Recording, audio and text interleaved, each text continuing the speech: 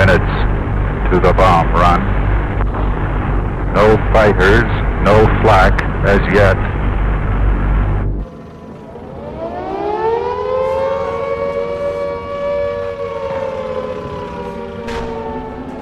発射用意撃て。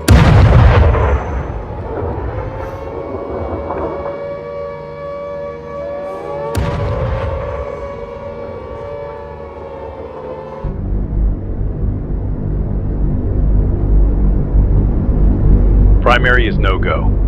3 passes and the aim point still obscured. Flak's accurate for altitude and getting close. Navigator, plot course southwest to Nagasaki.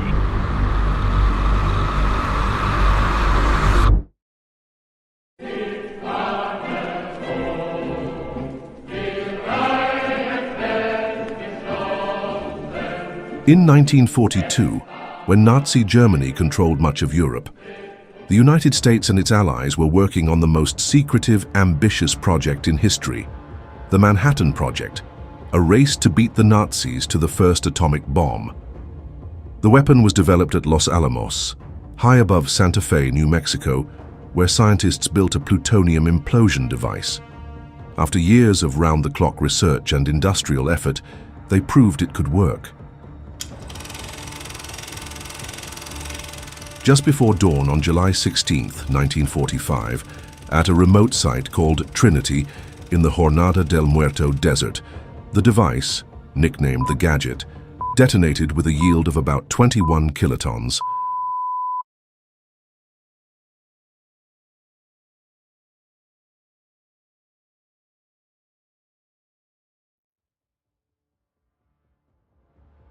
Night turned to day, and a man-made sun rose over the desert.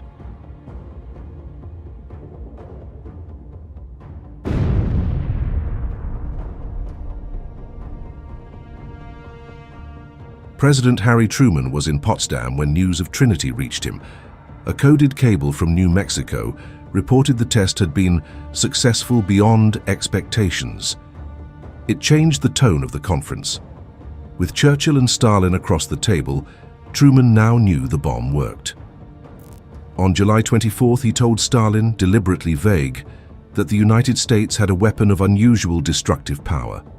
Stalin, with a smirk, replied, "I hope you'll make good use of it against the Japanese," knowing full well about the secrets of the Manhattan Project through espionage. 2 days later, on July 26th, came the Potsdam Declaration, issued by the United States, Britain, and China. It called on Japan to surrender unconditionally, promised no enslavement of the nation, but demanded disarmament and war crimes trials, and warned that if Japan failed to meet these demands, it would face prompt and utter destruction. In Tokyo, the divided leadership effectively did not accept, choosing to ignore the declaration with silence while pursuing a last-ditch hope for Soviet mediation. But even before that answer, the machinery was in motion. On July 25th, Truman approved General Karl Spatz's order authorizing the composite group to deliver atomic bombs as soon after August 3rd as weather permitted, against a target list that included Hiroshima, Kokura, Niigata, and Nagasaki. Kyoto, once atop the list, had been removed after Secretary of War Henry Stimson argued it was the cultural and academic heart of Japan, and preserving it would matter for post-war reconciliation. Tokyo was not chosen because months of firebombing had already devastated the city, making damage assessment close to impossible. Instead, Hiroshima remained largely untouched, making it an ideal site to clearly gauge the atomic bomb's devastating effects. On August 6, 1945, the meticulously planned mission commenced at the Northfield Air Base on Tinian Island. At precisely 2:45 a.m., the silver Boeing B-29 Superfortress named Enola Gay, piloted by Colonel Paul Tibbets, roared down the runway, carrying the world's first combat-ready atomic bomb, codenamed Little Boy. Weather's clear ahead. Ceiling unlimited. Maintain course and altitude. ETA to the IP on time. Two accompanying aircraft, the Great Artiste, equipped with instrumentation to measure the bomb's explosive force and necessary evil, tasked with photography and documentation, followed closely behind. Little Boy was a gun-type uranium-235 fission bomb weighing approximately 9,700 pounds, or about 4,400 kilograms, designed to achieve critical mass through the rapid firing of a uranium projectile into a uranium target. This sudden union would initiate an uncontrolled chain reaction, releasing the equivalent explosive force of approximately 15,000 tons or 15 kilotons of TNT.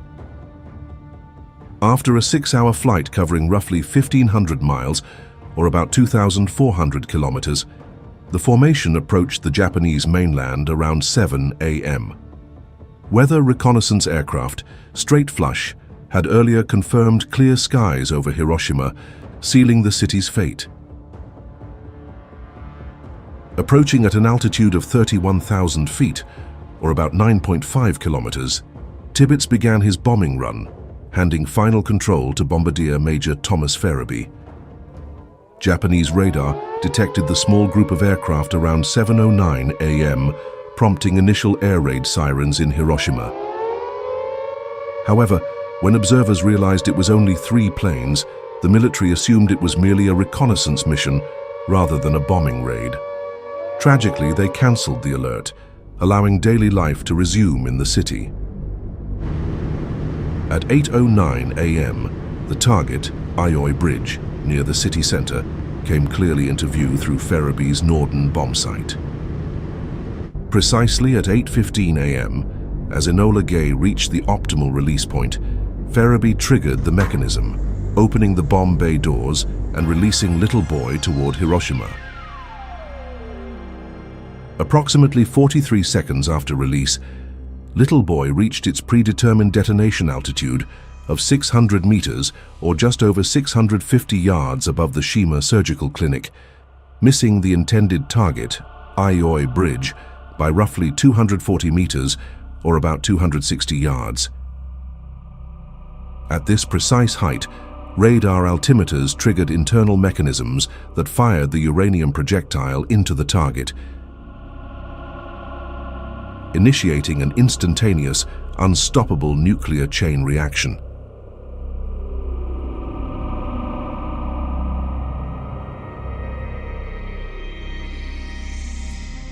The explosion occurred in less than a microsecond, unleashing energy equivalent to approximately 15 kilotons of TNT.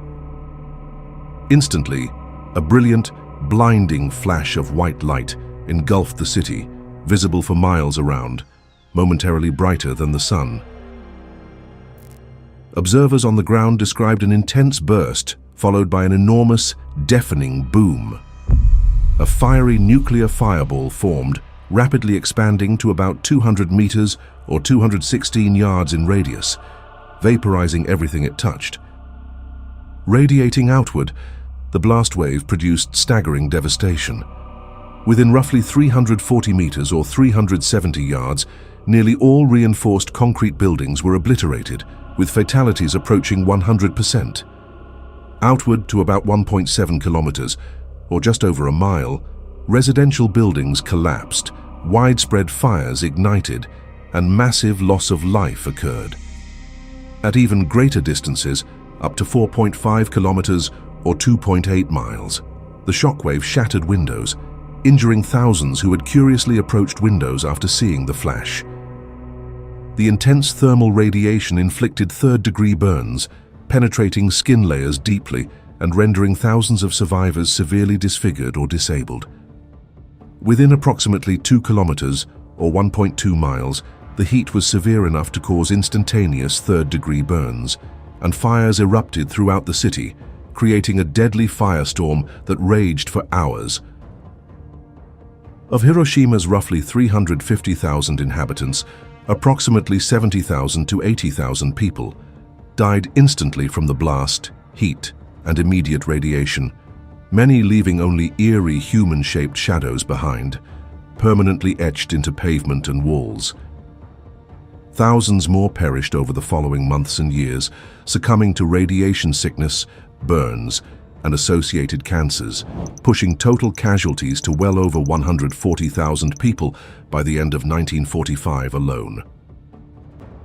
Later that same day, President Truman addressed the world, solemnly declaring that if Japan did not surrender, if they do not now accept our terms, they may expect a rain of ruin from the air, the like of which has never been seen on this earth.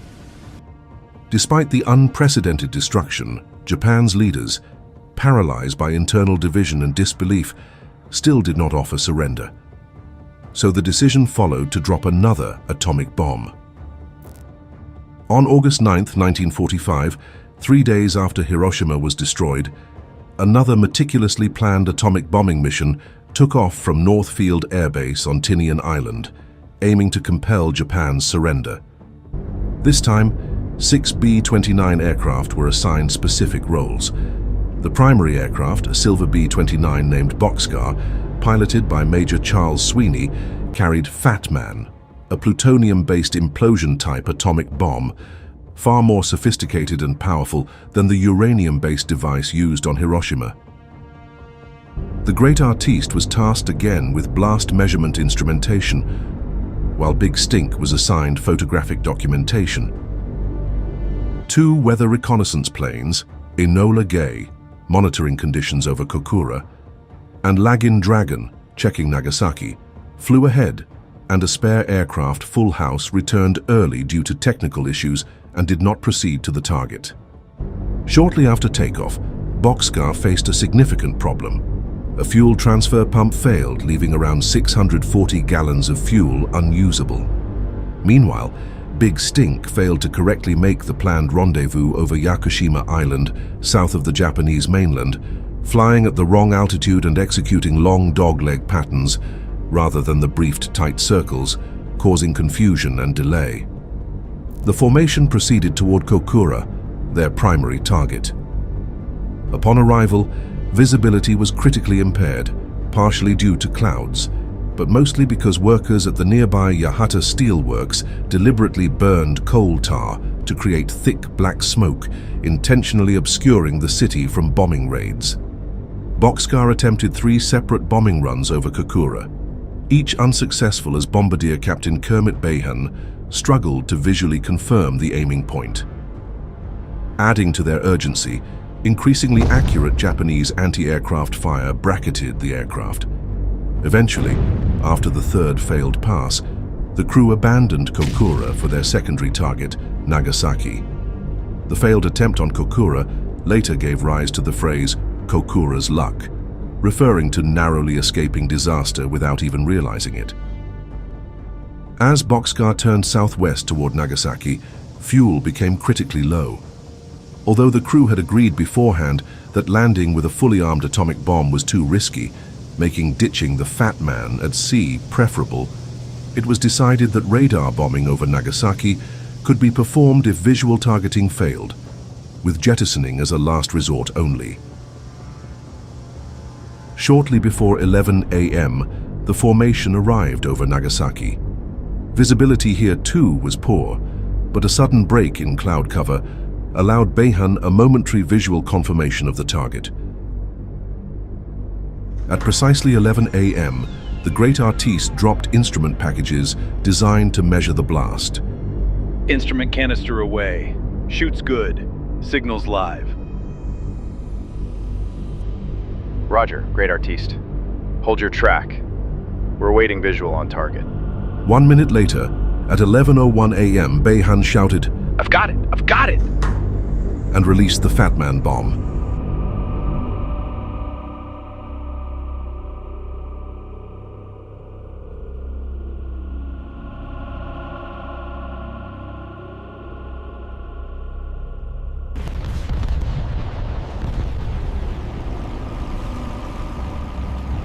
At exactly 11:02 a.m., Fat Man detonated above Nagasaki, unleashing another devastating atomic blast upon Japan.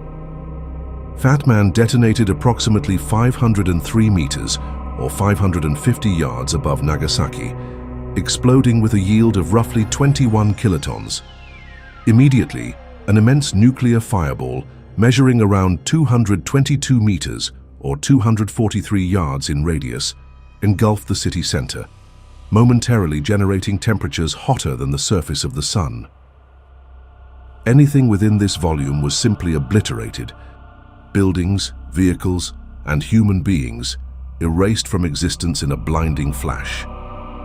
The initial blast wave extended outwards, delivering catastrophic destruction within a radius of roughly 760 meters or 830 yards, where reinforced concrete buildings were demolished. Within a wider radius of about 1.7 kilometers, or just above a mile, residential and commercial buildings collapsed. Fires ignited uncontrollably, and casualties became widespread. Tens of thousands of Nagasaki's residents experienced severe injuries or were trapped beneath debris. By the end of 1945, approximately 60,000 to 80,000 people in Nagasaki had perished from the explosion, fires, and immediate radiation effects. Adding to Japan's problems, shortly before midnight on August 8th, the Soviet Union launched a massive invasion of Japanese-held Manchuria, shattering Japan's last desperate hope for Soviet mediation.